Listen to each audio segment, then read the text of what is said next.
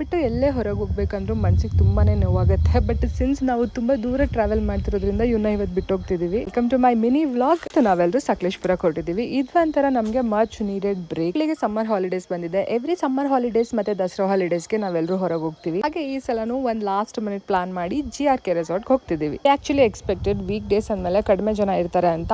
Resort ತುಂಬಾನು ಜನ ಇದ್ರು.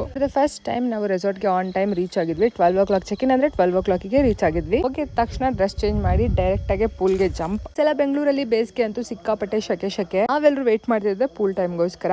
First quick ಆಗಿ ಹೋಗಿ ಲಂಚ್ ಮುಗಿಸ್ಕೊಂಡು ಪೂಲ್ಗೆ ಹೊರಟ್ವಿ. ರೀಸೆಂಟ್ ಆಗಿ ನಮ್ಮ ಮನೇಲಿ ಸತ್ಯನಾರಾಯಣ ಸ್ವಾಮಿ ಪೂಜೆ ಮಾಡಿಸಿರೋದಕ್ಕೆ 20 days ನಾನು ನಾನ್ ವೆಜ್ ಮುಟ್ಟಿರ್ಲಿಲ್ಲ.